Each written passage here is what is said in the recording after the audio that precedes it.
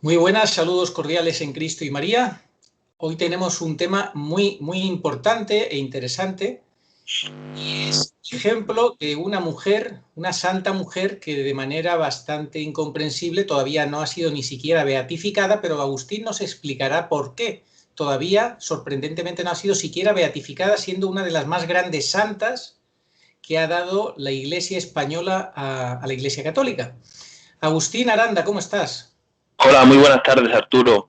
Encantado de defender la bandera de nuestra Madre, la Virgen, y de su sierva, Sor Patrocinio, porque hemos elegido este personaje que abarca todo el siglo XIX, pero llega hasta nuestros días, su protección y su ejemplo. Pues porque para poder superar las enormes pruebas que nos aguardan a los católicos ya en este año 2021 y en los venideros, necesitamos acudir a ejemplos. Los santos son el tesoro de la Iglesia. ¿Y quién es mejor que ellos para fortalecernos en las dificultades? En esta catequesis de Pascua vamos a profundizar en una figura desconocida, tanto de esta santa, está en proceso de beatificación, como de nuestra Madre, la Virgen del Olvido, Triunfo y Misericordias, que se le apareció a Sor Patrocinio, aparición aprobada por su santidad Gregorio XVI, el día 13 de agosto de 1831. Sor Patrocinio es una figura clave en el siglo XIX, no solamente en España, sino que la historia de Europa no se puede entender bien si no tenemos en cuenta todos los hechos que aparecen en escena, todas las vicisitudes por las que tuvo que atravesar esta santa mujer. Perdón. La vida de Sor Patrocinio es muy compleja, muy larga, muy azarosa, muy diversa y muy santa. Daría para una película larguísima de 7 horas. Hemos destacado el hecho principal de su vida, que fueron esas apariciones, pero hay muchísimos más que vamos a ir desgranando en este programa. La Virgen se apareció en el convento del Caballero de Gracia, que estaba situado, digo estaba porque lo demolieron los enemigos de la Iglesia, en la calle del Caballero de Gracia, muy cercana a la Gran Vía de Madrid. Vamos a situarnos en el siglo XIX de la mano de Sor Patrocinio. Las fechas, los intervalos de fechas que nos van a ayudar son los siguientes. Bueno, esta mujer nació en 1811, en plena guerra de la independencia contra la invasión de las tropas napoleónicas, y falleció en 1891. Prácticamente 80 años, no llegó, le faltaron 3 meses para cumplir los 80 años. Por tanto, vemos que abarcó todo el siglo XIX. Los intervalos en los que podemos destacar o dividir su vida serían, pues, desde el año 11 hasta el 26, esos primeros años. En el año 26, ella nació en un pueblo de Castilla, y en San Clemente, y a los 15, a los 14 años, la familia se mudó a Madrid, falleció el padre, y desde el año 26 al 29, ella entró como sirvienta, porque la familia estaba pasando estrecheces económicas, en una casa de señoras pudientes, regentada por unas monjas comendadoras, que tienen un recuerdo maravilloso de ella. En el año 29, ella decide ser monja, concepcionista franciscana, y ingresa en el convento de las concepcionistas franciscanas que el caballero Jacobo de Gracia, 2 siglos antes, había donado en 1603 a la comunidad concepcionista. Ahí estuvo desde el año 29 hasta el 35, en que es sacada, detenida, juzgada, encarcelada, desterrada. Estuvo 9 años en el destierro, desde el año 35 hasta el 44. En el año 45 conoció a otra mujer que es protagonista de la historia de hoy, una protagonista secundaria, pero muy relevante. En la historia de hoy no puede faltar la figura de la reina de España, Isabel II, que tuvo un papel muy destacado en ese siglo, destacadísimo. Sor Patrocinio, cuando llegó la funesta Primera República Española, en el año 68, con el estallido de la revolución llamada La Gloriosa, es exiliada. Está 9 años en Francia, en el exilio, hasta el año 77, en que es repatriada de nuevo por indicación del joven rey, hijo de su amiga Isabel II, Alfonso XII, el pacificador. Y ya en España pasó los últimos años de su vida, su ancianidad, hasta su muerte en el convento del Carmen en Guadalajara en 1891. Allí reposan sus restos y allí se conserva la imagen que la Virgen le dio de Nuestra Señora del Olvido, Triunfo y Misericordias. A mí la admiración por esta santa mujer, por esta monja, me viene desde hace aproximadamente un par de años, cuando me leí 2 libros que el profesor catedrático de Historia Contemporánea de España, Javier Paredes, apuntó y anotó con la ayuda de otros profesores, Eudaldo Forment, catedrático de Metafísica, y don Alberto Bárcena. Bueno, pues estos 2 libros, el primero fue un libro basado en los apuntes que la abadesa del convento del Caballero de Gracia en esos 6 años fue anotando por instrucción de sus superiores franciscanos. El segundo libro, este libro primero, que es impresionante, lo recomendamos, Las llagas de la monja, se titula, porque los enemigos la llamaban despectivamente la monja de las llagas. Bueno, la llamaban cosas peores, pero la monja de las llagas, por eso el libro se llama Las llagas de la monja. Y un segundo libro, Vida admirable, escrito por su secretaria, Sor María Isabel de Jesús, que abarca el resto de sus años, hasta su muerte. El culto a la Virgen del Olvido, Triunfo y Misericordias, ha sido restablecido porque no dejaron los enemigos de la Iglesia y de nuestra Madre, los sicarios de Satanás, que eran los mismos en el siglo XIX que los de hoy día, básicamente, no ha cambiado mucho. El hombre, para hacer el mal y odiar a la Iglesia, siempre ha sido bastante poco original. Pues ese culto prácticamente no dejaron que floreciera, acabaron con él, fueron con toda la artillería, derribaron el convento, pero por eso se llama la Virgen del Olvido, porque a pesar de que es una aparición aprobada en Madrid, pues está prácticamente olvidada, pero se está reanudando el culto. En la calle Blasco de Garay, bueno, para los que tengan la suerte de vivir en Madrid, pueden ir los últimos sábados de mes a rendirle culto a nuestra Madre. Esos libros son entretenidísimos porque además se va comprendiendo la historia de esta mujer de la mano de los desarrollos, de los sucesos históricos, porque en el programa de hoy sería imposible, totalmente imposible, hablar de la figura únicamente de la monja y de la Virgen, si no explicamos un poquito de historia de España y de historia de Europa, y de historia del papado también, vamos a explicar algo.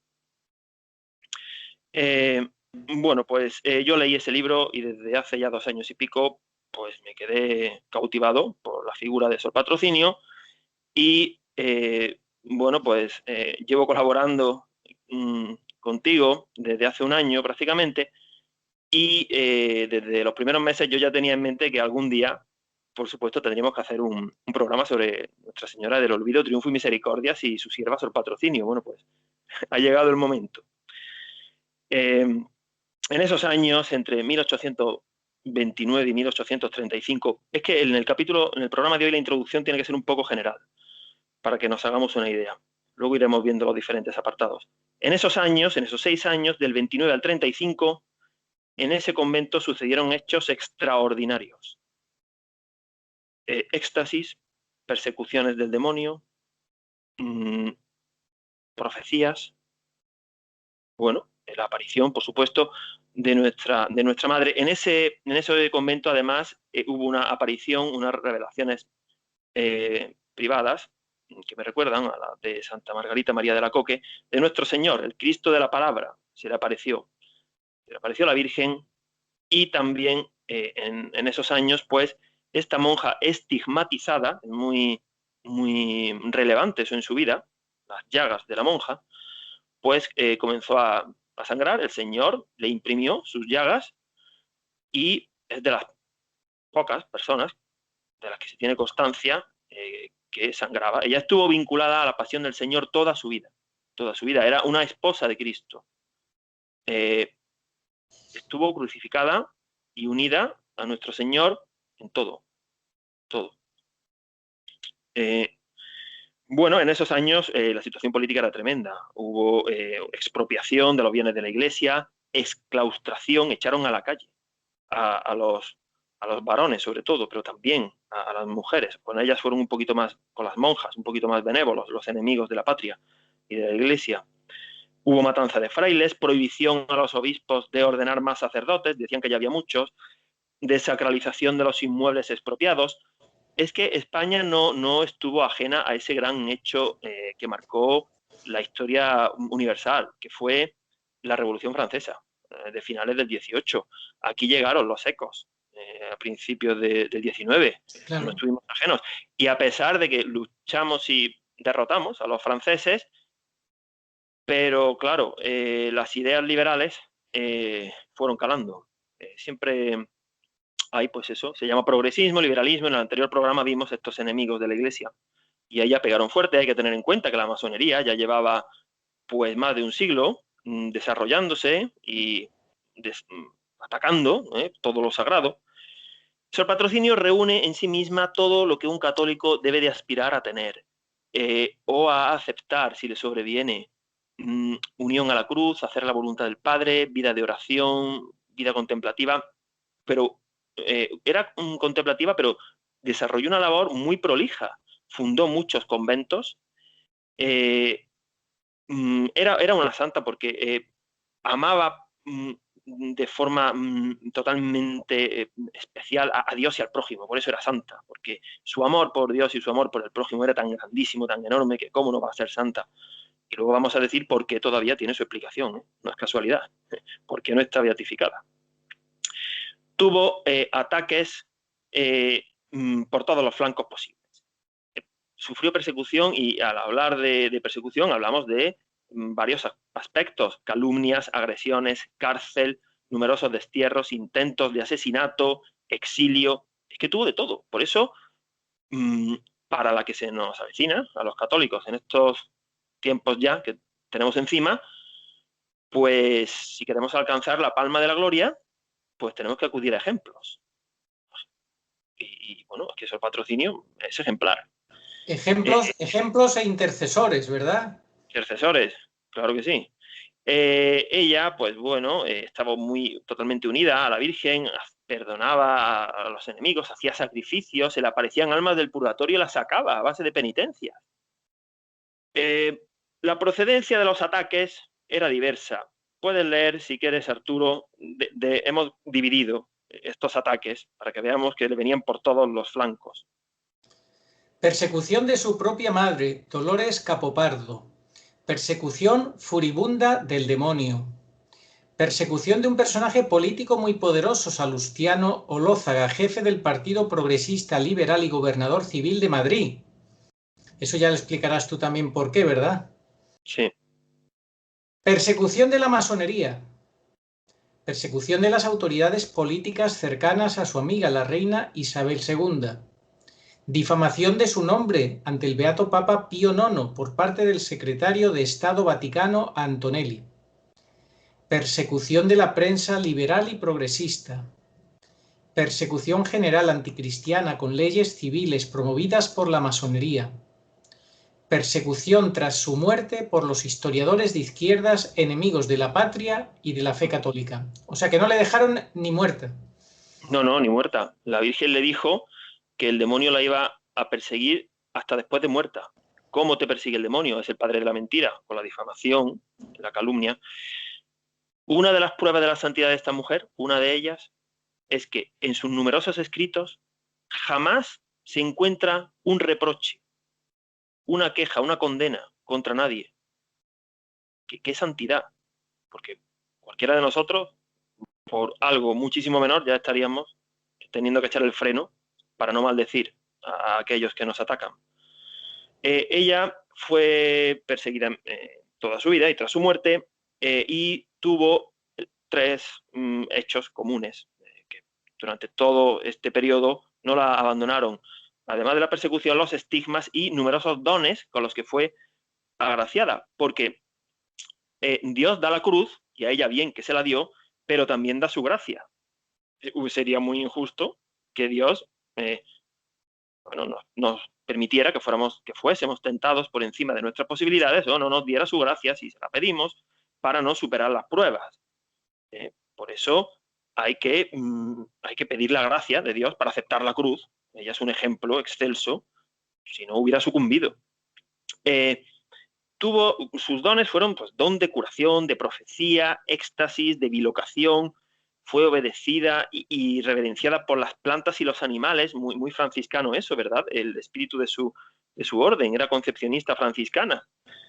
Ese era el espíritu de San Francisco, no el de Fratelli Tutti. La Virgen la enseñó a bordar cuando estaba en el convento de las Comendadoras, cuando todavía no era monja, en una aparición, una túnica al niño Jesús montañés, bordada en plata, que es una preciosidad y no se ennegrece. Eso va contra las leyes de la química. La he imprimido, ¿no? La tienen las Comendadoras y la guardan con un cariño. Esta túnica se la enseñó a bordar la Virgen. Un poquito más atrás, más atrás. Ahí. Aquí. Bueno. Nosotros podemos asegurar, después de lo que aprendimos en los programas sobre Santa Teresa de Ávila, sobre Santa Catalina de Génova, el programa que hicimos en noviembre en el Purgatorio y el que hicimos en agosto sobre Santa Teresa de Ávila, a quien acudía muchísimo Sor Patrocinio. O sea, ella encomendaba la fundación de sus conventos a Santa Teresa de Ávila, otra gran fundadora española, 3 siglos anterior, el siglo XVI, y ella se encomendaba a Santa Teresa de Ávila, que también estaba en la vía unitiva. Yo, bueno, recomiendo si alguien quiere ver, porque hay paralelismo entre la Santa Doctora de Ávila y Sor Patrocinio. Si alguien no lo vio y quiere verlo, pues en el mes de agosto hicimos un programa sobre la obra magna de Santa Teresa de Ávila, los grados de oración según el estado de cada alma, basado en el tratado de las moradas o castillo interior. Bueno, ella fue exiliada, pero durante sus exilios ella seguía fundando conventos. Ella se preocupaba de, además en todos los conventos, puso una adoración eucarística perpetua, una vela al Santísimo y montó colegios para niñas. Es decir, amor a Dios y al prójimo. Tuvo una producción, por decirlo así, incomprensible, ¿no? Ella estaba a lo suyo. Parece como que era capaz de abstraerse de todo ese marasmo de ataques en los que toda su vida estuvo inmersa. No perdía la calma ella nunca. En Sor Patrocinio se reúnen dones y carismas de otras monjas. Yo he estado pensando y yo encuentro cosas en común con estas 5, menudo quinteto, que vamos a decir. Santa Teresa de Ávila, porque tuvo éxtasis y fundación de conventos. La venerable Sor María Jesús de Ágreda, otra concepcionista franciscana de 2 siglos anterior, que tuvo revelaciones místicas y el don de bilocación. Santa Margarita María de Alacoque, quien también tuvo pues, revelaciones privadas de nuestro Señor, las del Sagrado Corazón de Jesús, con sus 12 promesas. Santa Catarina Labouré, otra monjita a quien la Virgen se le apareció un año antes que a Sor Patrocinio, en 1830, en la Rue de Bac, en París. Y la beata Ana Catalina Emmerich, también estigmatizada, con el don de profecía y muy vigilada por las autoridades liberales de Westfalia. Bueno, pues Sor Patrocinio tiene cosas en común con estas 5 santas mujeres. A mí, de todas las vidas de santos que he leído, los 2 que más me han cautivado han sido 2 monjas. Santa Teresa de Ávila y Sor Patrocinio. A mí me han dejado las 2, me han marcado. Bueno, los primeros años. Ella, pasamos al siguiente punto. Nace en 1811 en San Clemente y su madre, nada más nacer, la abandona. en la nieve, huyendo de los franceses. Su padre milagrosamente la encuentra abandonada en la nieve, en Cuenca.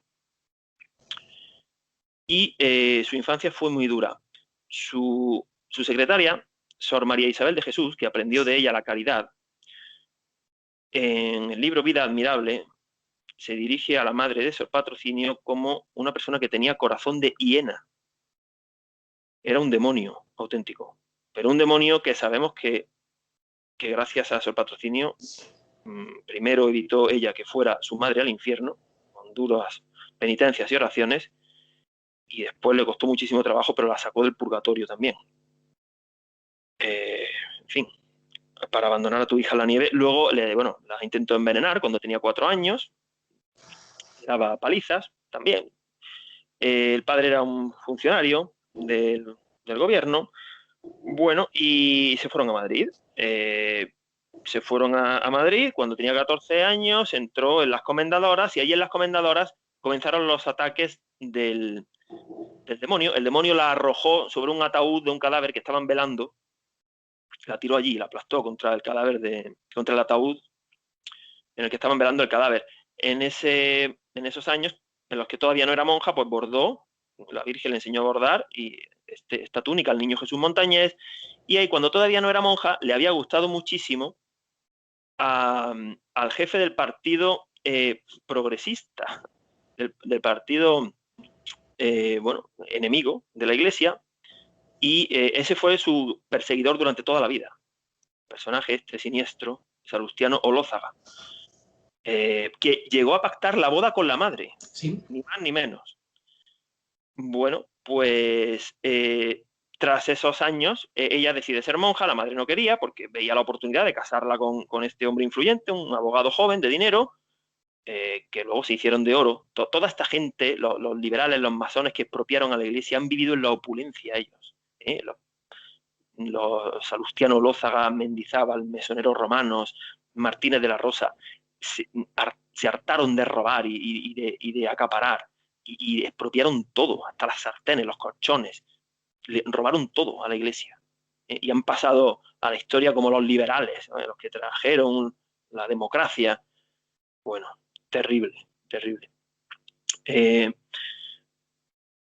Ella entró, profesó monja en 1829. Vamos a hacer una breve reseña de cuál era la situación política en España, porque si no, no vamos a entender por qué la perseguían tanto. En 1830 nació Isabel II. Antes de nacer, su padre, Fernando VII, derogó la ley sálica, de manera que si la criatura que iba a nacer, como así fue, era niña, pues tenía derecho a heredar el trono. En 1833 eran los años del convento del Caballero de Gracia. Cuando fallece Fernando VII, su hermano don Carlos no acepta el no heredar el trono, y se produce una guerra muy cruenta, muy sangrienta en España, entre los partidarios de la monarquía tradicional, liderados por don Carlos, y los partidarios de la monarquía liberal. He dicho los tradicionales contra los liberales, ¿no? Los dos eran monárquicos, pero uno eran tradicionales, los carlistas, que fueron los que perdieron, y los otros eran los liberales. Isabel II era la cabeza del liberalismo, realmente. Bueno, ahí hubo una regencia, evidentemente. Tenía 3 años cuando su padre falleció.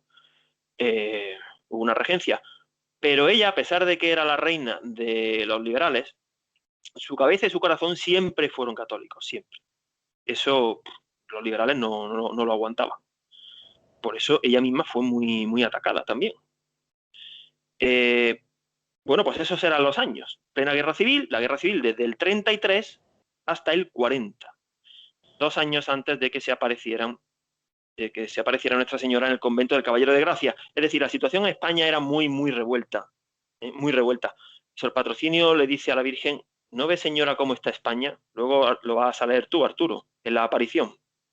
Bueno, pues allí, como hemos dicho, en el convento, pues la Madre Pilar, la abadesa, observa pues todo tipo de sucesos místicos, extraordinarios, pero son extraordinarios para el común de los mortales, claro, bilocaciones, éxtasis, don de profecía, don de curación, pero como muy bien explica el catedrático Eudaldo Forment en el prólogo es exquisito, es una delicia, del libro Las llagas de la monja.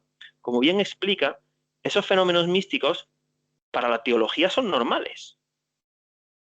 Para nosotros no, pero tienen toda la cabida dentro de la teología. No son cosas de brujos, bueno, todo lo contrario, son cosas santas. En ese convento, bueno, pues tuvo gracias y dones que hemos, bueno, pues aquí también detallado, reseñado, y si quieres puedes leerlos, Arturo. Sí, señor.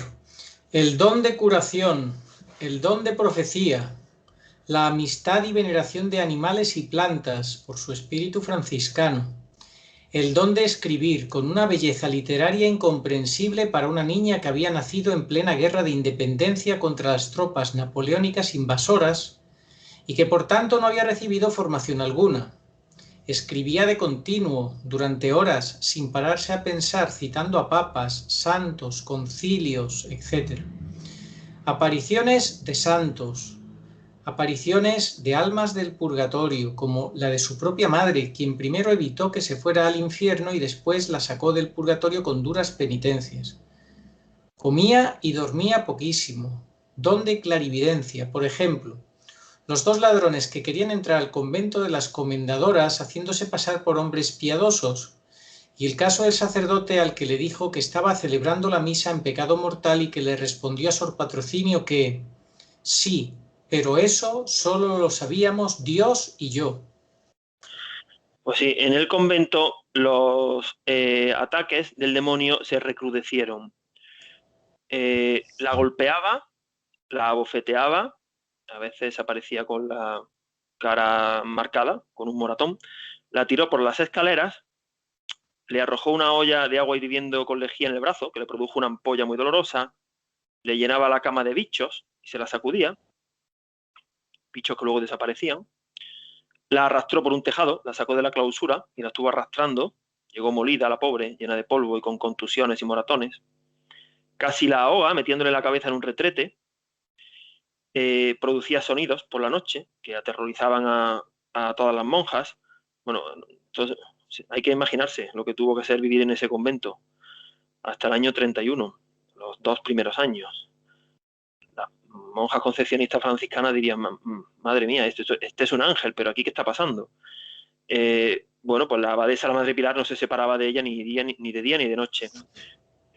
Punto tercero de la catequesis. La aparición de la Virgen del Olvido, triunfo y misericordias. Bueno, pues hemos dicho los hechos reseñables de los años en el convento, las revelaciones del Cristo de la Palabra, los estigmas, sangraba muchísimo, sobre todo en Semana Santa, en fiestas como la exaltación de la Santa Cruz, ella tenía los estigmas en la cabeza, en las manos, en el costado. Hubo gente que los vio, a veces estaban abiertos, otras veces cerrados. El médico del convento, que era uno de los mejores médicos de España, el catedrático de medicina de la Complutense, Manuel Bonafós, él dijo que eso no lo podía curar la medicina. Por lo visto, las llagas, cuando estaban cerradas, se veía como un cristalito transparente y, bueno, a través del cual se veía, pues la sangre, una especie de cristalillo. Pero cuando estaban abiertas, se abrían y se podían apreciar los nervios, los tendones, y manaba abundante sangre, las llagas dolían mucho, además de, bueno, tenía que estar siempre con los mitones en las manos, cambiándose, estuvo sangrando toda su vida. Sor Patrocinio era, antes de la aparición de la Virgen, ya era conocida en Madrid, porque en esa casa de señoras pudientes, de las comendadoras, iba gente de la aristocracia. Bueno, y como era guapísima, la belleza de Madrid era Sor Patrocinio. Tenemos aquí una foto de un cuadro que pintó un pintor de la reina. Y bueno, detrás de ella fueron pues personajes como Larra, Espronceda y este Salustiano Olózaga. No sé si se ve aquí.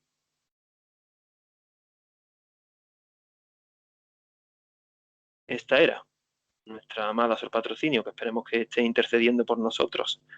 la catequesis de hoy. En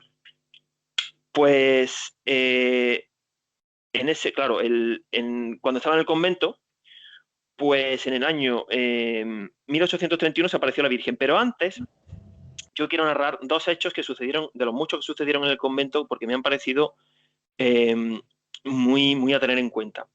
En el convento hubo, en cierta ocasión, dos monjas que con violencia la despojaron de las vendas para dejarla con las llagas al aire, desnudas, y para que sangrara. Dos monjas hicieron eso. Y en una de las revelaciones que tuvo, de los éxtasis que tuvo, ella recibió del cielo en la mano una capillita como señal de que iba a ser fundadora de muchos conventos. Pues ese éxtasis lo presenciaron varias monjas y la propia abadesa, la Madre Pilar y otra monja, llevadas por una curiosidad malsana, le arrebataron la capillita. Al arrebatarle la capillita en pleno éxtasis, la capillita se desvaneció y Sor Patrocinio, estando en éxtasis, dijo: una ciega y otra muerta. Bueno, ¿qué le pasó a estas cuatro monjas? Las dos que en un episodio la despojaron con violencia de las vendas, y su propia abadesa, que era buenísima la abadesa, pero bueno, ahí pues no estuvo acertada. Se le fue la cabeza, sí. Sí, porque el demonio es que no para de tentarnos, claro. Y la otra, ¿qué les pasó? Bueno, pues a las dos monjas que la despojaron de las llagas, cuando Sor Patrocinio salió detenida del convento en 1835 para ser juzgada, murieron las dos el mismo día. Y además murieron muy tristes por no haberle podido pedir perdón a Sor Patrocinio. Y en 1849, que fue cuando Sor Patrocinio fundó el primer convento, justo antes de la fundación del primer convento, murió la abadesa, la Madre Pilar, y no lo vio, y la otra monja quedó ciega, como la propia Sor Patrocinio había dicho. Bueno, y esto ¿para qué nos tiene que servir? Bueno, yo aprovecho para arrimar el ascua a mi sardina, y es que si esas cosas eran sagradas, la capillita y las vendas, y se arrebataron, se tocaron indebidamente y merecieron un castigo porque fueron pecados que, por lo que estamos viendo, no fueron arrepentidos, no se arrepintieron, no los confesaron, no los repararon, pues tuvieron un castigo. Hombre, aviso a navegantes. Y aviso a los que... Perdona, y esto se podría aplicar también a lo que quieren hacer con la Cruz del Valle de los Caídos, como se les ocurra tirarla, que se preparen, ¿verdad? Que se preparen también. O a los que maltratan la Eucaristía, la toquetean, la arrebatan, la dejan para que sea repartida por cualquier feligrés que aparezca por allí, la que la toman al paso, se dan media vuelta y se la cambian de mano, o simplemente los que ni la reverencian. En fin, es que hemos hablado mucho en otros programas de esto, pero muchísimo cuidado con las cosas sagradas, ¿eh? Eso de que parece que no pasa nada, ¿cómo que no pasa? Sí pasa, claro que pasa. Bueno, vamos ahora ya a hablar de la aparición de la Virgen del Olvido, Triunfo y Misericordia. Vamos a presentar un resumen de los hechos según los escribió Sor Patrocinio a requerimiento de sus superiores. Puedes leer, Arturo, si quieres la aparición. Hemos hecho un extracto. Ok. Estando yo en oración, clamaba mucho en esta ocasión por las necesidades que tanto afligen a la Santa Iglesia, y el dulce amor se me manifestó severo, airado, y como dando muestras de que quería castigarnos. Esposo mío, ¿para cuándo son vuestras misericordias? El dulce amor me manifestó el lastimoso estado en el que se hallaba la Santa Iglesia. Paloma mía, mi amor no puede verte afligida. Aquí tienes a mi madre, que será tu guía, consuelo y amparo.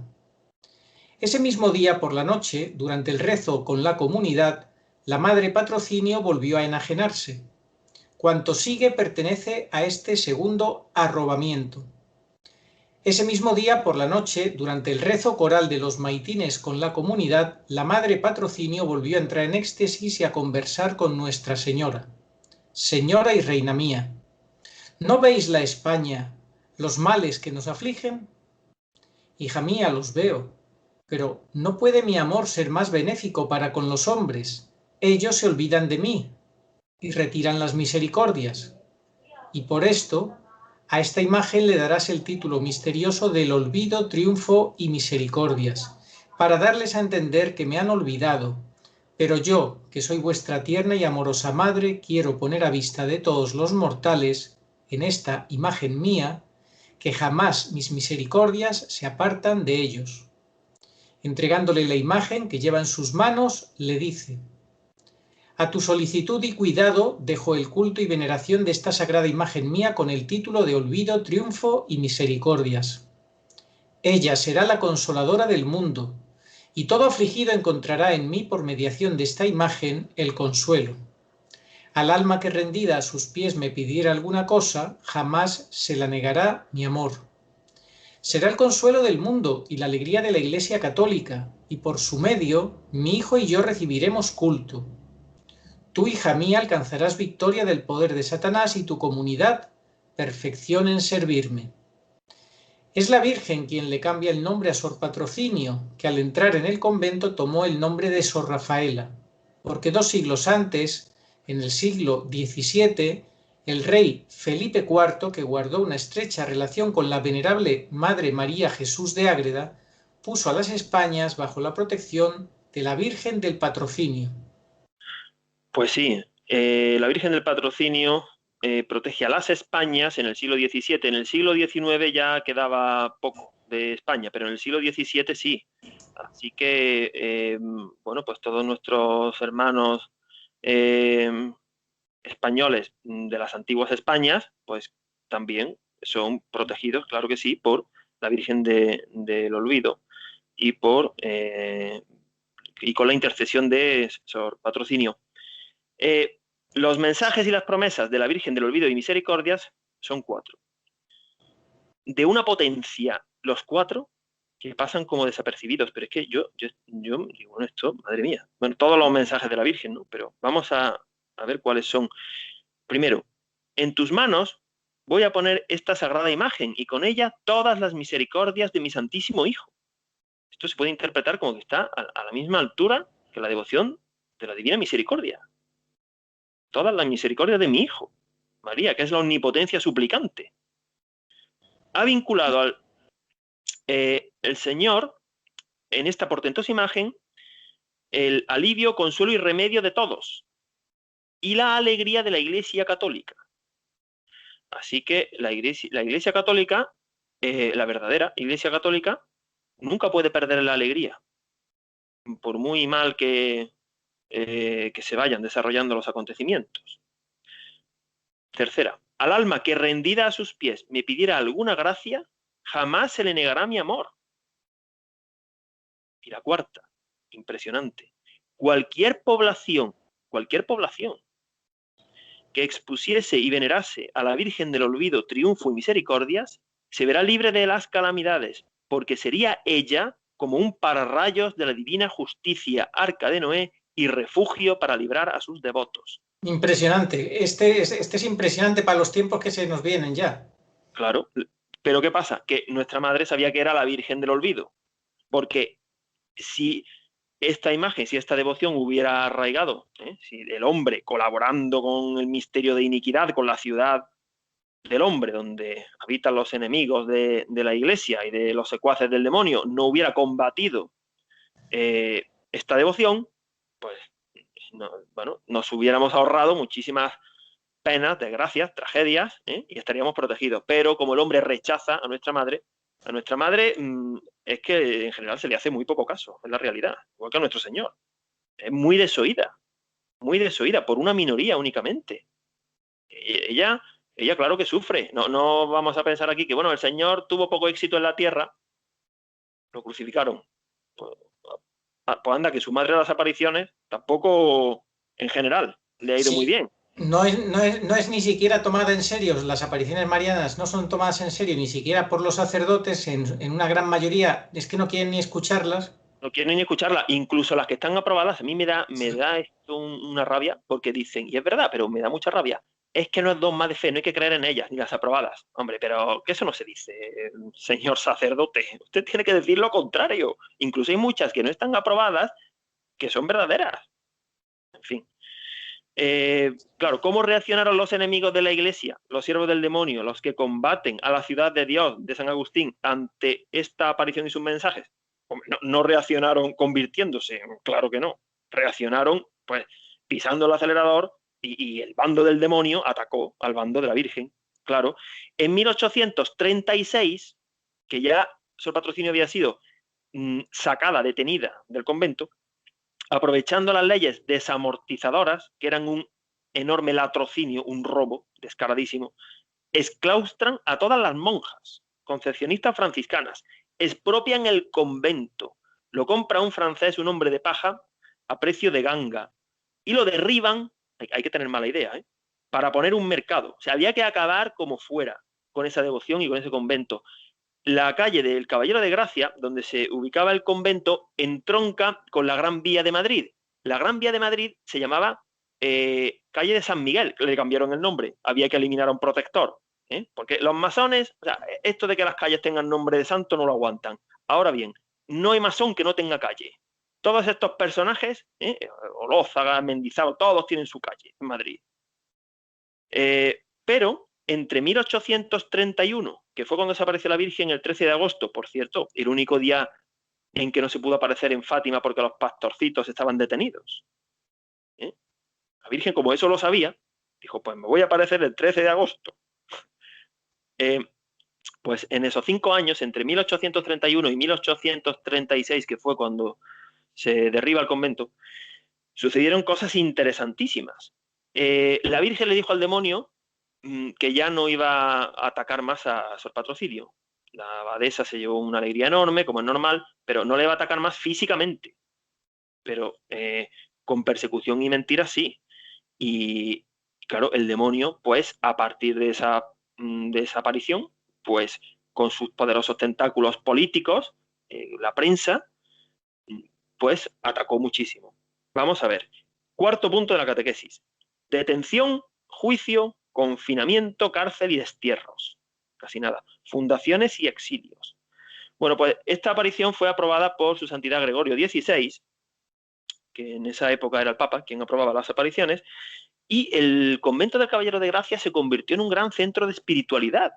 En Madrid la gente estaba entusiasmada. Hay avisos en los diarios de la época en los que ya se habla de novenas, comienza la devoción, procesiones, culto. Claro, eso los masones no lo podían aguantar. O sea, en los años 32 y 33 comenzar a florecer una aparición y una devoción mariana en Madrid, encima a la monja de las Llagas, que era a quien perseguía Salustiano Olózaga.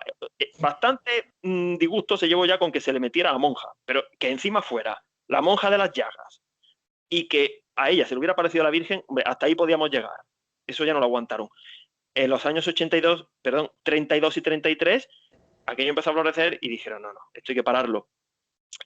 ¿Cómo sería la situación política en esa época? Que en 1834, al inicio de la guerra carlista, se produjeron las matanzas de frailes, que fueron urdidas en las logias masónicas. Los acusaron de haber envenenado el agua, falso, y en una noche, acuchilladas en Madrid, pero no solo en Madrid, mataron a 80. De allí degollados en el coro de la iglesia. Bueno, aquello fue una carnicería. Uno de los frailes a quienes acuchillaron y mataron era el confesor, el padre Carrera, el confesor de Sor Patrocinio. Bueno, y en 1835 acusan a Sor Patrocinio de alta traición a la patria, porque dicen que se ha provocado las llagas, que son falsas, para elevar la piedad del pueblo, de manera que el pueblo se uniera a la causa carlista para luchar contra los monárquicos liberales. Vamos, increíble, ¿verdad? Bueno, pues este Salustiano Olózaga, que era el jefe de la Guardia Urbana, rodea el convento. Bueno, se montó allí una parafernalia, que parecía que iban a detener, no sé, a un narcotraficante peligrosísimo, ¿no? El despechado Olózaga. Sí, que se llevó unas calabazas tremendas. Pero luego sigue la historia de Olózaga, que no ha terminado. La sacan, pero Olózaga se había compinchado con su madre, con la madre de Sor Patrocinio. Está también lista. Cuando es sacada por la fuerza del convento, le dice a su madre: ha tenido que ser usted, madre, quien me entregara a los enemigos. ¡Qué durísimo! Tu propia madre. La llevan a juicio y la acusación llama a 3 médicos. Ya había fallecido el médico del convento, quien había testificado que eso era sobrenatural. Bueno, se llevaron a 3 médicos. Bueno, estaba condenada de antemano, como nuestro Señor, que fue a juicio con Poncio Pilato, condenado de antemano. Claro. Pues igual, estaba condenada de antemano. Y en el juicio, pues mintieron e hicieron constar que ella se provocaba las llagas, que eran falsas. Hay un hecho inédito, y es que, perdón Arturo, creo que hay un problema con la conexión. A ver. No, yo no tengo ningún problema. Vale, tú me ves a mí, ¿no? ¿Me ves y me oyes? Sí, te veo, te veo. Y me oyes, vale, pues seguimos, ¿no? Ha aparecido un mensaje. El propio juez, Modesto Cortázar, le llega a dar un bastonazo, Aléjate un poquito, ahí. Bueno, no hace falta tanto, ahí. El propio juez, Modesto Sí. Cortázar, lo recoge el secretario en acta, le da un bastonazo en la cabeza. Sí, eso es terrible, eso es terrible. Y le dice: entre usted en razón. Bueno, estos son los liberales, ¿no? Los liberales que dicen que defienden los derechos y libertades de las personas, sí, pero a la hora de la verdad no. Sí. Bueno, pues es condenada. Es condenada y recluida Salustiano Olózaga, porque claro, en esa época, si te condenan por alta traición a la patria, lo normal es que te fusilen, ¿no? Pues fue condenada por alta traición a la patria, pero no fue ni fusilada ni llevada de momento a una cárcel. Salustiano Olózaga la recluyó en una casa de citas, en el Picadero de los liberales de Madrid, para gente pudiente, no un burdel cualquiera, donde tú recoges a una en una esquina y no, es una cosa de nivel. Porque allí podría visitarla cada vez que quisiera. Para intentarlo, le lleva trajes, le lleva joyas, y dice ella: pero si yo soy monja, ¿yo para qué quiero esto? Bueno, ella no quiso hablar mucho tampoco de eso, pero allí se sigue llevando calabazas. Imaginémonos que hubiera supuesto para las apariciones de la Virgen del Olvido, Triunfo y Misericordia, si la monja de las llagas sale del brazo del jefe del Partido Progresista. Bueno, una impostora, todo es mentira, la Iglesia miente. ¿Qué es lo que le pasó exactamente al vidente de Chile? Al vidente de Chile le pasó que él recibió muchas gracias durante 5 años en Peñablanca y después bueno, se salió del camino por las razones que fuera, cometió, en fin, se metió en una cosa así, pues no católica, y que si cambiase de sexo, unas cosas muy raras, que vaya usted a saber lo que pasó. Y entonces, pues claro, empezaba a decir la gente: ¿ves? Las apariciones son falsas, pero no tiene nada que ver una cosa con otra. No tiene nada que ver. De hecho, no siempre Nuestra Señora se ha parecido a santos. No siempre, aunque en este caso sí. Pues tras pasar varios meses terribles en aquella casa de citas, bueno, en esa casa de citas le daban palizas, de un culatazo le rompieron las costillas o el esternón, eso le provocó vómitos de sangre, le quedó un hueso así hacia afuera, ella se lo tapaba con el escapulario, y bueno, había un guardia que la torturaba continuamente diciéndole: te voy a romper la muñeca, refiriéndose a la estatua de nuestra Madre, la Virgen del Olvido, Triunfo y Misericordias, que la vamos a enseñar, y donde aparece el dragón atado, amarrado a los pies de Nuestra Señora. Esta es la Virgen del Olvido, Triunfo y Misericordias, y este es el maldito demonio, jefe de los secuaces, aquellos. Bueno, pues tras aquellos meses de cruz en aquella casa de citas, ya Olózaga lo da por imposible, no consigue absolutamente nada. Bueno, Raro es que no la violentara, ¿eh? Que no. Sí, Dios es que no permitió eso, porque Dios permite, es como la Virgen permite hasta un límite con los ataques del demonio. Claro. La reina Isabel II declara bajo juramento que mantuvo durante toda su vida la perfecta virginidad, castidad y continencia. Sor Patrocinio, no así la propia Isabel II, que luego vamos a ver. Bueno, después de la cárcel, después de esa reclusión en la casa de citas, la mandan a la cárcel de las arrepentidas. O sea, tuvo reclusión, en esa cárcel una presa la intenta estrangular y después de estar en esa cárcel, ¿a dónde la mandan? Al destierro. Luego la destierran, la echan fuera. De propina, de propina. Sí, fuera, no sé cuántos kilómetros fuera de Madrid. Estuvo en Talavera, en Badajoz, desterrada por el político Narváez, quien la culpó de la caída del Ministerio Relámpago. La desterraron a Roma para que allí estudiaran las llagas, se la querían quitar de en medio, pero no llegó a Roma porque se puso enferma. La desterró también Bravo Murillo por culparla del atentado contra la reina Isabel II, su amiga. O sea, era increíble.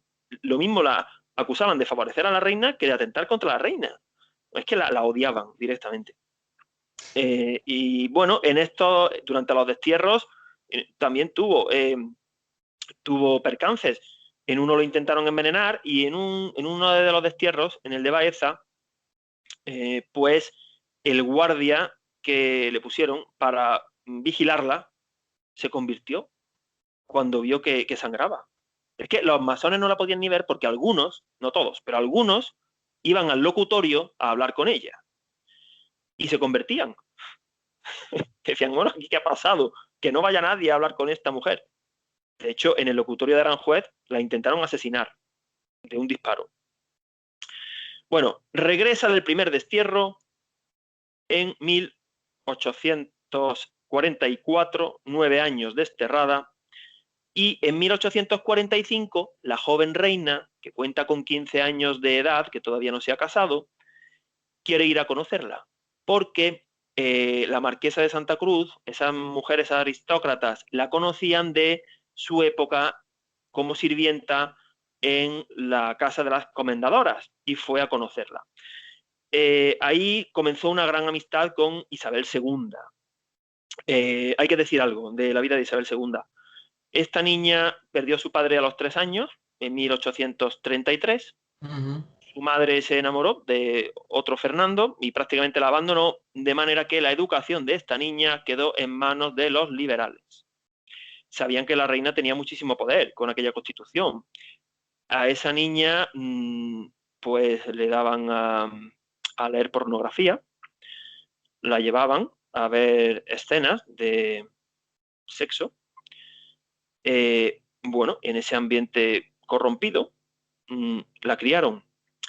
A los 16 años, el día de su boda, se casó con su primo, Francisco de Asís, y bueno, pues el matrimonio no iba bien.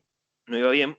De Francisco de Asís se decía, en aquella época, para que nos entendamos, que dormía con camisón. Bueno, ya nos entendemos lo que eso significa. Y de ella se decía que no le era fiel al marido y pues la acusaron de muchos escándalos. Es verdad que ella protagonizó algunos, pero la acusaron de muchos más de los que realmente protagonizara. Bueno, y en esos años en los que Sor Patrocinio está en España, durante el reinado de Isabel II, hay un ambiente prerevolucionario y ella está en Aranjuez, ¿no? En Aranjuez, en 1865, ya se iba preparando la revolución contra la monarquía. En el locutorio de Aranjuez la intentaron asesinar. Ella produjo un milagro en el locutorio de Aranjuez. Allí se presentó un hombre muy piadoso, el imaginero Mariano Belver, que fue a quien ella le encargaba la talla de todas las imágenes de la Virgen del Olvido, Triunfo y Misericordia. Tiene la talla de la Divina Pastora que está en el convento de los Capuchinos del Pardo de Madrid. Es una preciosidad, pues es del imaginero Belver. Pues allí se presentó el hombre, era la hora de comer, apenas habían sobrado 3 garbanzos y Sor Patrocinio dijo que echaran los 3 garbanzos a una olla, que la llenaran de agua, que removieran, y de allí salió un cocido abundantísimo del que comió el imaginero y muchos pobres más de Aranjuez también fueron invitados a cocido ese día. Hubo un hecho, astrológico, ¿no? Hubo una tormenta, como no se recuerda, parecía que el mundo se acababa el 24 de junio, día de San Juan, de 1865 en Aranjuez. Parece que el Señor estaba castigando a esa población insurrecta, rebelde, traidora. Bueno, parecía que estaba cayendo fuego del cielo, nos destrozó un temporal y una lluvia, ¿no? Las crónicas de la época lo narran como el fin del mundo prácticamente. Y Sor Patrocinio, pues se puso en procesión con la Virgen del Olvido, Triunfo y Misericordias a rogar por aquella población y se detuvo la tormenta y no hubo ni un solo daño. Todo amaneció perfecto y seco. Bueno, pues otro hecho milagroso, para que veamos el poder de intercesión que tiene esta santa. Porque claro, Dios te da la cruz, pero también te escucha. Claro. Vamos a dar nuestra opinión sobre los progresistas y las progresistas con respecto a la figura de las mujeres. Bueno, pues estos hombres o mujeres liberales, masones, progres, de izquierdas, en fin, esto llámesele como se quiera, pues dicen que defienden a la mujer, se apuntan a ir a todas las manifestaciones a favor de las mujeres que haya, cosa que está bien, bueno, dependiendo de para qué sea la manifestación, claro. Muchas veces no son para fines loables. Promulgan leyes en defensa de la mujer, pero siempre y cuando la mujer no se rija por convicciones morales católicas. Sí. Si no, ya pasa a ser una mujer de segunda división. O de segunda no, o ni mujer casi. ¿Por qué digo esto? Porque a estas dos mujeres, a Sor Patrocinio y a Isabel II, los progresistas las han machacado. Claro. A una la acusaron, claro, como eran católicas, a una la acusaban de la monja entrometida en política, que siempre estaba tramando bajo cuerda cosas, influenciando sobre la reina. Se le dio un trato machista, represor, violento, conculcando todos sus derechos individuales. Eso lo hicieron los progresistas.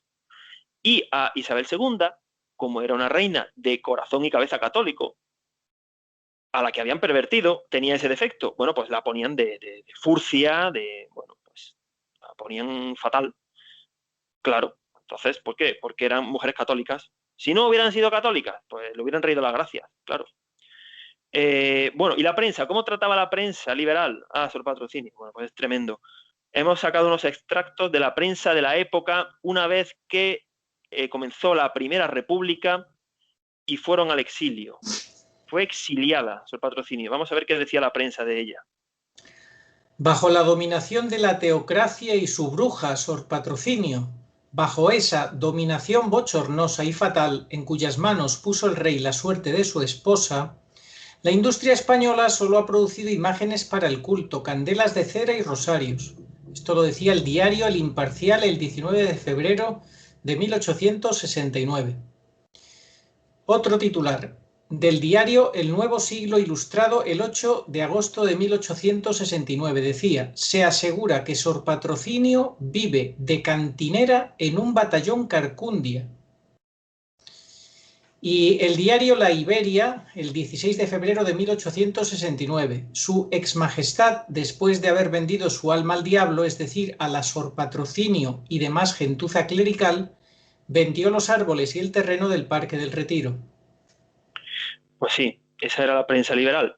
Entre 1868 y 1870 se publicaron 88 dibujos y escritos pornográficos que tenían de protagonistas a la monarquía, se llamaban los Borbones en pelota, y narraban por entregas la relación sexual entre el confesor de la reina, San Antonio María Claret, y Sor Patrocinio.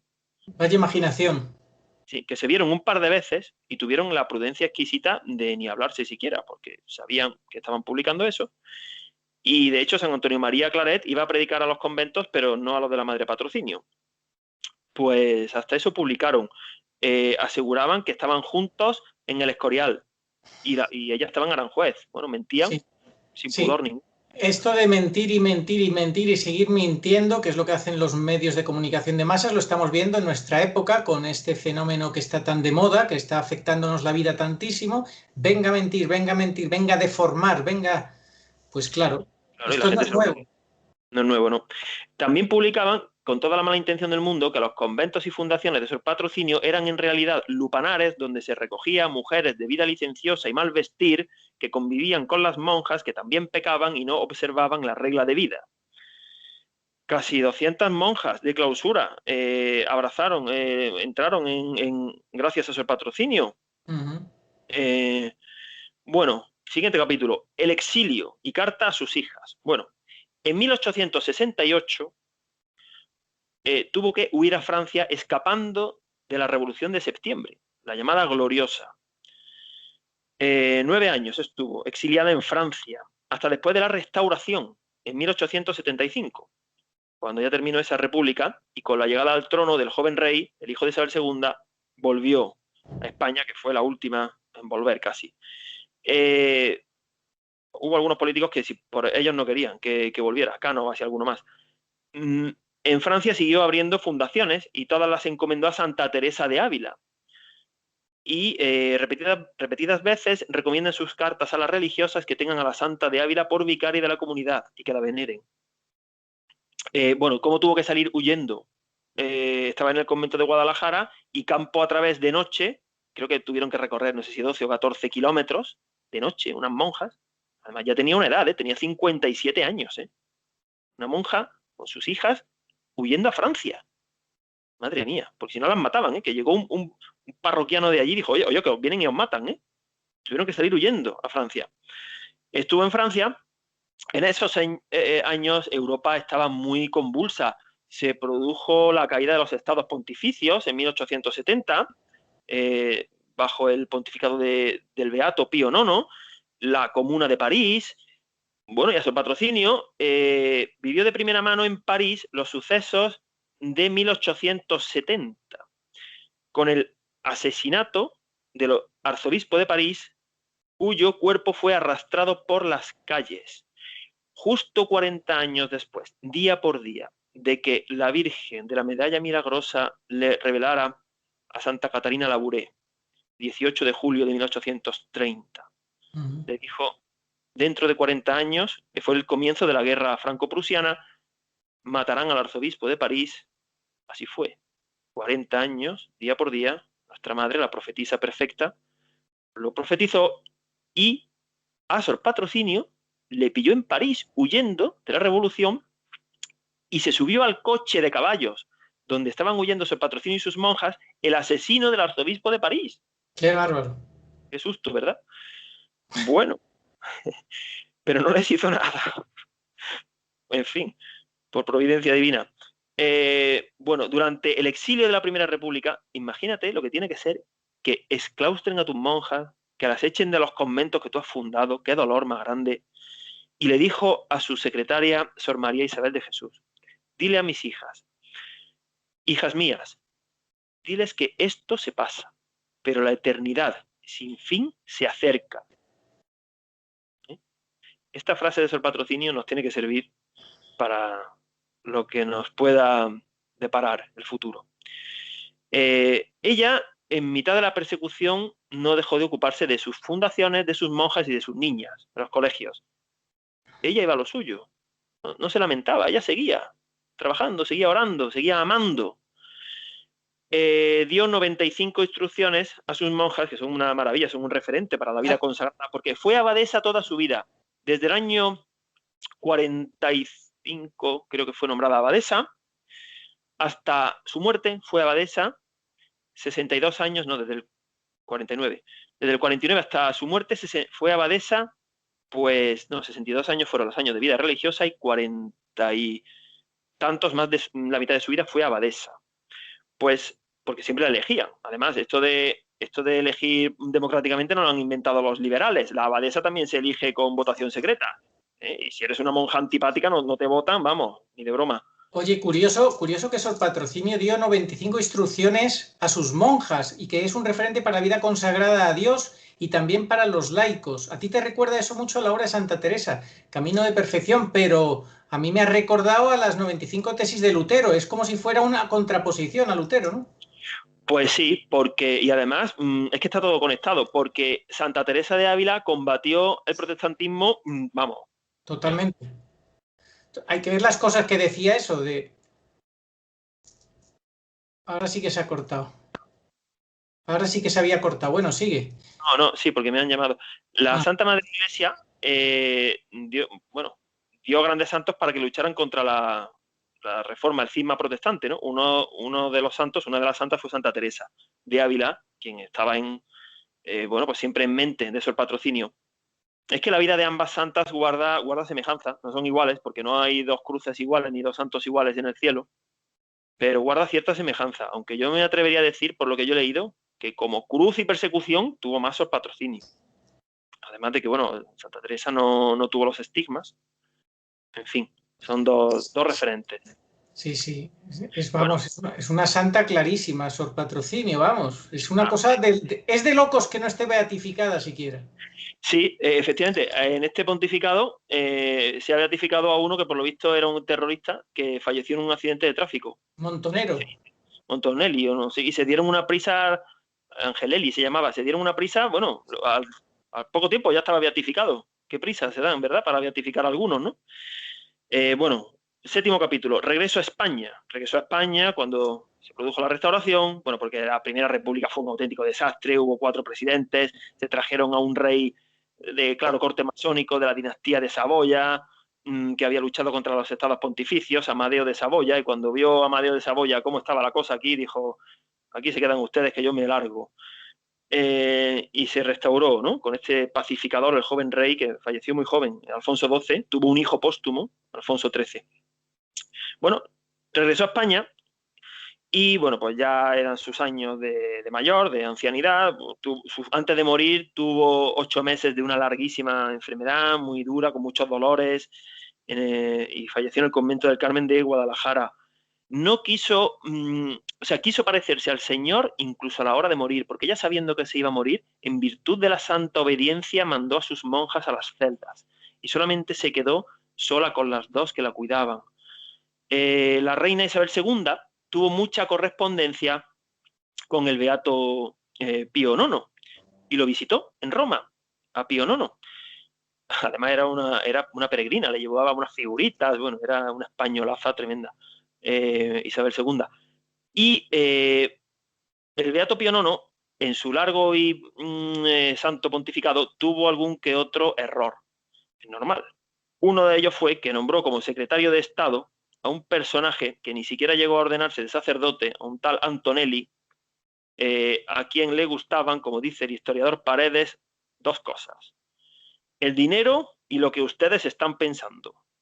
Bueno, pues este nombraba nuncios de su cuerda y al beato Pío IX pues le trasladaba la sensación, las noticias de que decía la prensa liberal, que esta se metía en política, una monja politiquera, y ya Isabel II se encargó de aclarar todo eso con el Santo Padre.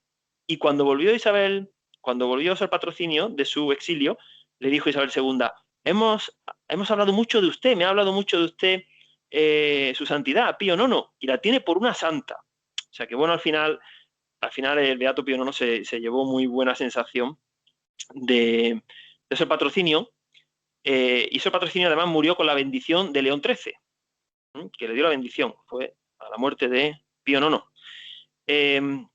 La reina Isabel II en su testamento dejó una gran suma en 1902, 11 años después de morir Sor Patrocinio, le dejó una gran suma a sus monjas.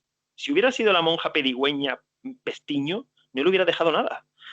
Y en 1904, Isabel II, 3 meses antes de morir, testificó en una larga carta adjuntada al proceso de beatificación de Sor Patrocinio. Isabel II, dice el historiador Paredes, a quien le estamos muy agradecidos por toda su investigación, que había 2 defectos que no tenía, y es que era muy sincera y muy generosa. Sincera como ella sola. Y la Isabelona, como él la llama, fue sincera toda su vida, sabiendo que se iba a morir y jurando ante Dios, vamos, como para mentir, Isabel II. Pues este extracto del testimonio de la reina, adjuntado al proceso de beatificación de Sor Patrocinio, es una preciosidad. Lo puedes leer, Arturo, si quieres. Sí, he sido testigo y puedo jurar con la mano puesta sobre mi corazón y sobre la imagen del Dios que en breve me ha de juzgar, que contra ella se ha dicho todo lo malo que puede decirse. Pero todo fue urdido por los emisarios del maldito Satanás, que, así como a los primitivos cristianos echaban a los gentiles la culpa de cuantas desgracias ocurrían, así también los masones, si se encendía en España una guerra civil, si caía un ministerio, si se atentaba contra mi real persona, si se daba algún puesto a algún personaje, enseguida gritaban por medio de la prensa impía: «Son cosas de la monja Sor Patrocinio». Y yo protesto, delante de Dios y de los hombres, que ella jamás tuvo parte en tales cosas, ni se mezcló nunca en cosas de gobierno ni de política. Y doy muchas gracias a Dios porque me ha conservado la vida hasta este momento en que puedo desmentir de una manera solemne todas las calumnias e imposturas que contra tan santa religiosa propalaron los enemigos de Dios y de la patria española. La persiguieron los malos, los impíos, los enemigos de la Iglesia, señal inequívoca de que ella no era de su bando. Pues sí, más adelante la reina dice: a la madre Patrocinio lo único que le preocupaba era la estabilidad de mi matrimonio, porque eran amigas. Claro que sí, hablaban. De hecho, era la única verdadera amiga que tenía la reina, porque todos los demás iban a ver qué sacaban de la reina, le proporcionaban sus vicios, quizá, y a veces, cuando era más joven, claro, y conseguían pues nombramientos, decretos, pero Sor Patrocinio iba a salvarla. ¿Y de qué hablaban? Sor Patrocinio le diría: mira, anda, voy a confesarte, déjate ya de irte con ese y con el otro, que te vas al infierno, que te vas a condenar. Así le hablaba a Sor Patrocinio. Ella fue la que salvó su matrimonio y su alma, pero no solo eso, sino que yo puedo puedo afirmar por lo que he leído, que Sor Patrocinio favoreció que en la monarquía española se mantuviera la fe durante más de 60 años. El tiempo que transcurrió entre la Primera y la Segunda República, las dos funestas. ¿Por qué? Porque Isabel II era católica. Se lo transmitió a su hijo. El joven rey, cuando se restauró Alfonso XII, la monarquía, en los años de paz, él fue quien llamó a Sor Patrocinio para que volviera del destierro, y en cierta ocasión estaban en un consejo de ministros hablando mal de Sor Patrocinio, comenzando a hablar mal, y dijo: no consentiré que en mi presencia se diga nada contra la madre Patrocinio, porque los recuerdos más bellos de mi niñez fueron cuando yo iba con mis padres a visitarla al convento de Aranjuez, y es una santa. Alfonso XII tuvo un hijo póstumo, que fue Alfonso XIII, quien también demostró su valor y su fe porque consagró España al Sagrado Corazón de Jesús el 30 de mayo, el día de San Fernando de 1919, con una oposición tremenda que tuvo de los liberales, los masones, y le dijeron: aténgase majestad las consecuencias de consagrar España al Sagrado Corazón de Jesús. Y aún así lo consagró. Hemos celebrado el centenario hace 2 años, hace poco. Claro, es muy, muy importante que los reyes o los dirigentes de un país sean católicos de verdad, no de apariencia. Hombre, claro que es mejor tener, puestos a elegir, bueno, el mal menor, una monarquía católica no practicante como la que tenemos, porque ahora voy yo a decir algo también de los Borbones actuales, los descendientes de Isabel II. Es mejor eso que no tener una república. Ya, pero es que el rey, si es católico, se le tiene que notar. Claro. Porque si no se le nota, y vamos a decir por qué Isabel II y Alfonso XII y Alfonso XIII han sido mejores ejemplos que el rey emérito, porque en España tenemos un rey emérito, que eso sí puede ser, no como el Papa, que el Papa no puede ser emérito. Pues aquí tenemos un rey emérito, que es Juan Carlos. Juan Carlos I, y su tatarabuela era Isabel II, ¿no? Hombre, de cintura para abajo a lo mejor los dos hacían lo mismo, porque las andanzas de Juan Carlos I son muy conocidas. Como decía un cura, con muchas gracias, y al final siempre es lo mismo: pecados de peseta y de bragueta. Bueno, pues Juan Carlos I, en fin, no lo vamos a juzgar, yo no lo juzgo por eso, pero sí ha tenido gestos muy feos el rey emérito. Por ejemplo, en una Semana Santa se fue a Marruecos, allí, de parranda, con su amigo Mohamed VI. Hombre, si usted es un rey católico, no se vaya en Semana Santa a Marruecos. Su tatarabuela Isabel II iba a los oficios en Semana Santa. Y hay una anécdota, para que veamos el corazón tan grande que tenía, que como ya había dado la limosna que tuviera, o lo había dado todo, cuando volvía del lavapiés, en su carroza vio a una mujer, a una mendiga, que estaba descalza, allí a lo lejos. Mandó parar el coche de caballos, se bajó, se descalzó y le regaló sus zapatos a la mendiga y dijo que si no te están bien, no te preocupes, que cuando digas que son de la reina te los van a comprar a buen precio. Y se volvió andando descalza.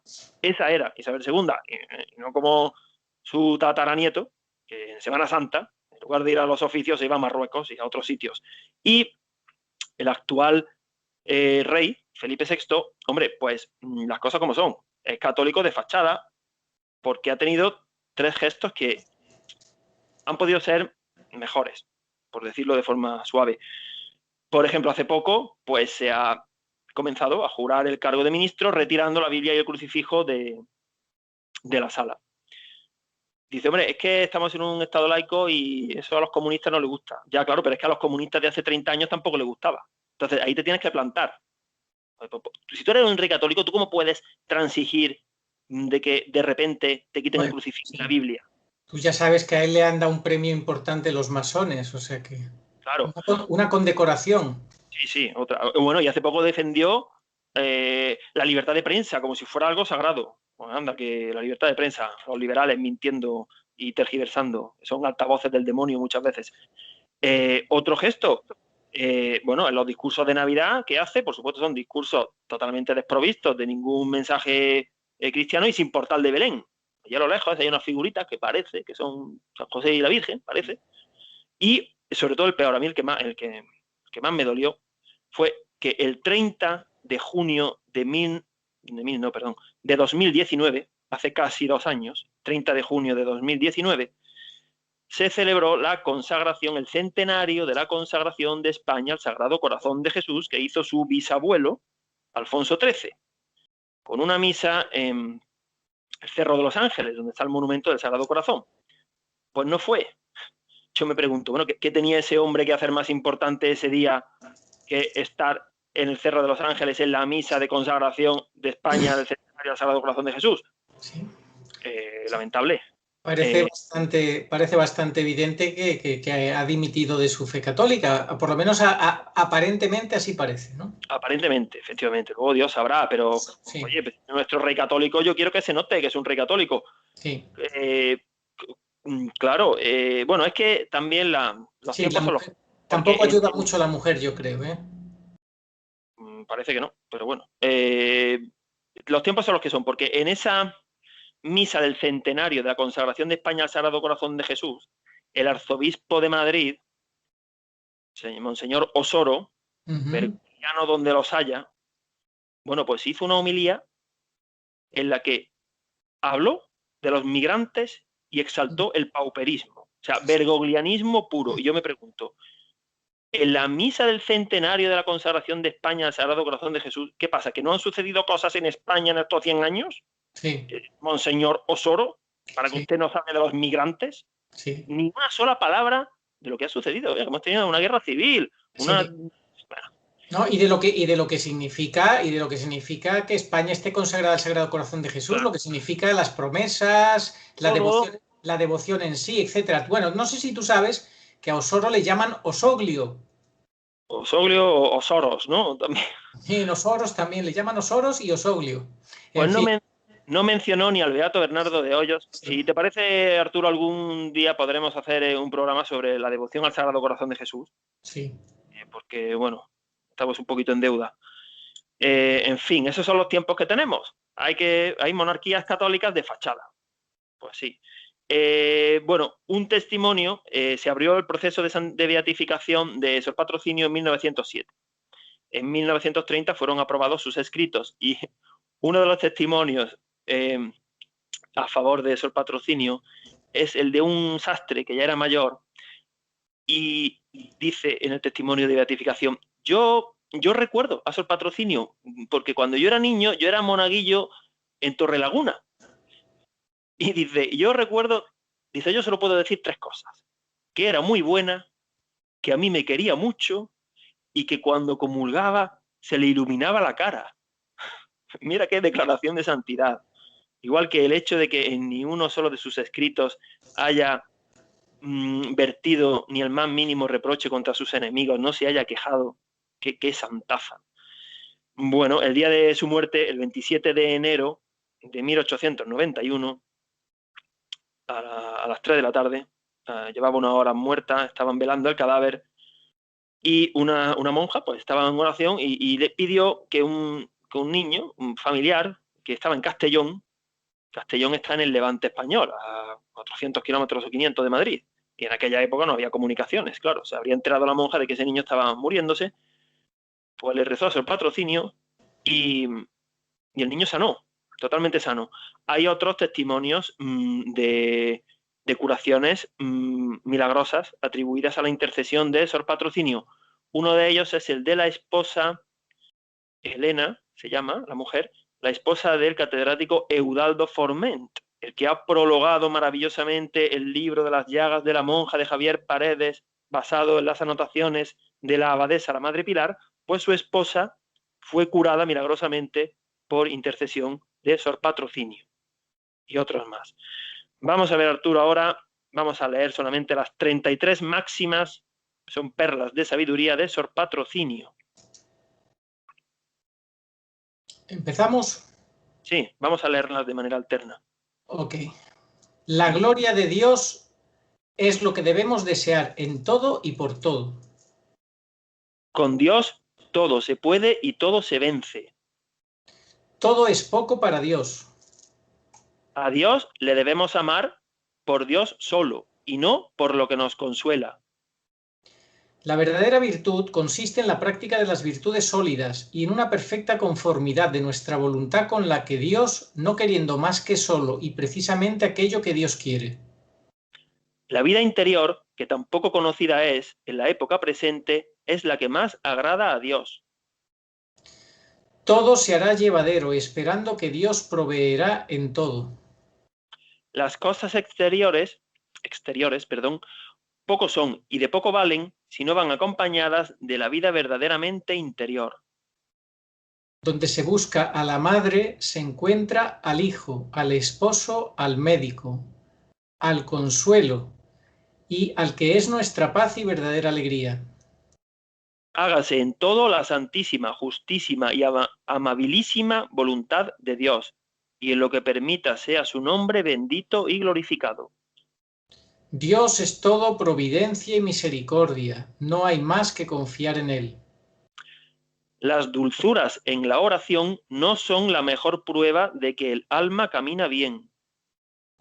El camino segurísimo, no sujeto a engaños, es el de padecer, imitando al dulcísimo Jesús en su pasión, que siendo Dios suspendió todo lo que como Dios podía consolarle. Las cosas, por muy buenas y santas que sean, si les falta la sal de la prudencia, se echan a perder. Todo el corazón en Dios. La gloria de la esposa de Jesús debe estar en todo interior. La paz es una de las señales de que la oración es fructuosa para el alma y en la que Satanás no tiene parte, porque él, lejos de darla, la quita. El demonio es perro atado, y la licencia que le da el divino esposo es para probar nuestra fidelidad. El mundo miente mucho, es muy injusto, y por eso Dios le humilla tanto. Toda obra de Dios tiene persecuciones, tribulaciones y penas. Este es el gran sello con que su divina misericordia nos dice: esta obra es mía. Los hombres son de corazón duro, y no atraen con eso más que la justicia de Dios, que pesa sobre ellos de un modo terrible. Dios ve nuestros corazones, sabe lo que somos, lo que pensamos, lo que no podemos, nuestras tentaciones, los auxilios que nos comunica, las fuerzas que nos da, lo que nos protege en la tribulación, y según todo esto nos juzgará sin que pueda servir la disculpa. Muy alegritas en Dios, esperando que sus misericordias sobrepujarán en nosotras a todas sus obras, y nuestra Madre Inmaculada ostentará su poder con sus hijas. Cuanto más aprieten los trabajos, más hay que amar al que bondadoso nos los manda. Los grandes cargos de nada sirven, sino de mayor responsabilidad. A trueque de que no se cerrase un templo del Dios vivo, pasaría yo todos los trabajos del mundo. La justicia de Dios debe estar sumamente irritada. Los pecados se aumentan cada día y nuestro Dios se va desobligando por nuestra misma conducta. Muy corto es el número de las almas que tratan de veras de desagraviar al Señor y de adorarle en espíritu y verdad. No hay más que unirse cada día más al sacratísimo y pacientísimo corazón de Jesús. El que confía en Dios, por muy desgraciado que lo crea el mundo, siempre es feliz. Dichosos trabajos, dichosos desconsuelos, si llevados con santa resignación y amor de Dios, nos acercamos más a aquel divino esposo que no hizo más que padecer y sufrir. Ánimo, hijas mías, subamos al Calvario y desde allí, protegidas de la sombra de nuestro fidelísimo y divino esposo y su Virgen Madre, desafiemos al mundo, al infierno y todos sus secuaces. Hagámonos dignos de que Jesús se digne encerrarnos en su santísimo corazón. Pues sí, bueno, estas 33 máximas darían para estar hablando 7 horas, pero bueno, yo solamente no me puedo callar con una de ellas, que dice, la que hemos leído: a trueque de que no se cerrase un templo del Dios vivo, pasaría yo todos los trabajos del mundo. ¿Qué diría Sor Patrocinio de lo que pasó el año pasado? Con el cierre de todas las capillas, esto de los aforos, el cierre de las adoraciones eucarísticas perpetuas, como la de un obispo de Málaga, que el otro día felicitó el Ramadán. Sí. Fue bochornoso lo del obispo de Málaga. De vergüenza ajena, se le veía además incómodo diciendo una cosa totalmente artificial, un saludo artificial, falso, que a él le pone en un lugar muy malo porque está traicionando a la fe de la Iglesia, en mi opinión. Dios quiera que esta gente se convierta, que todavía están a tiempo. Dios quiera. Yo Bueno, quería resaltar lo mismo que tú, me ha llamado la atención, has elegido el mismo que yo. A trueque de que no se cerrase un templo del Dios vivo, pasaría yo todos los trabajos del mundo. Y ellos con qué facilidad los han cerrado. encantado de cerrarlos, claro. Encantados de obedecer a Bergoglio, exacto. Sí, sí, claro, y el que abra es un irresponsable. En fin, bueno, el último apartado, el culto, agradecimientos y la oración a la Virgen del Olvido, triunfo y misericordia. Bueno, pues ya hemos dicho antes que gracias a la impagable labor del profesor Paredes, ¿no? Pues que lleva muchos años, no ha sido el único, ¿no? Sería injusto decir que ha sido el único, pero sí es verdad que se ha pateado los archivos, los ayuntamientos. Bueno, pues además tiene que ser un signo del final de los tiempos, porque es verdad que la Virgen eligió el nombre del olvido porque estaba olvidada. Bueno, también porque como Madre misericordiosa se olvida de nuestros pecados, en fin, eso también, ¿no? Pero no, como al final de los tiempos la figura protagonista y victoriosa es nuestra Madre, pues claro, no va a permitir que una devoción con las prerrogativas y los bienes y las gracias que derrama esta aparición quede en el olvido. Entonces, pues bueno, nosotros aquí hacemos lo que podemos, trayéndola a escena, dándola a conocer, porque la historia del siglo XIX la ha escrito la masonería.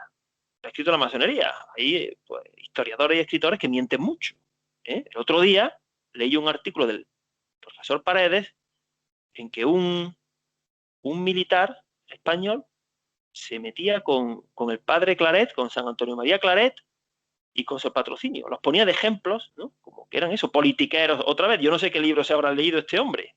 Es que, claro, la historia, bueno, está abonada para mentir por Sí. todos estos hijos de Satanás.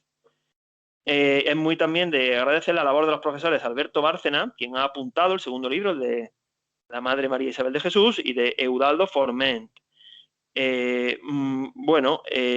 Y Y además la historia es mucho más interesante, la realidad, que no las mentiras que cuentan de que si Sor Patrocinio estaba todo el día nombrando ministros mientras la reina andaba por ahí con uno y con otro. Pues no, esa no es la historia. No sé Y si has también, dicho, perdón, no sé si has dicho que se ha restablecido el culto a la Virgen en el convento de calle Blasco de Garay los últimos sábados de cada mes en Madrid.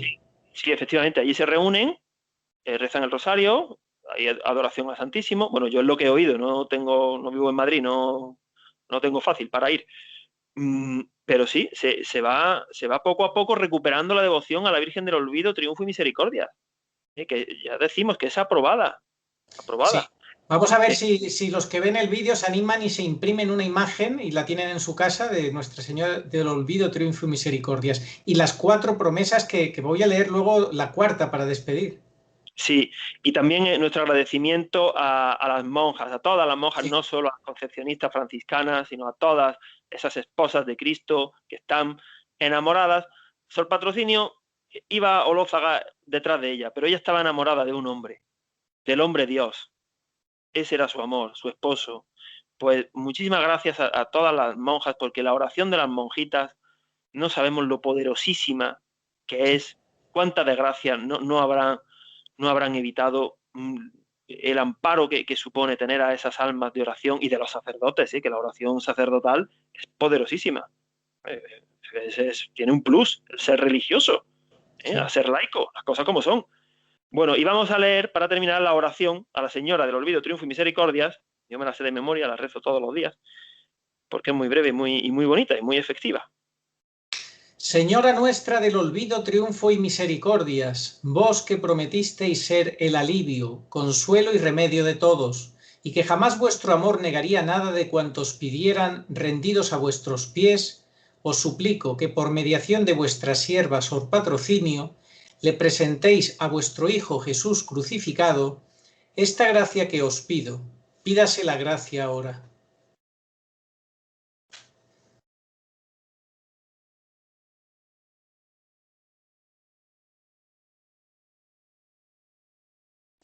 No me olvides, Madre mía, y concededme esto que os he confiado.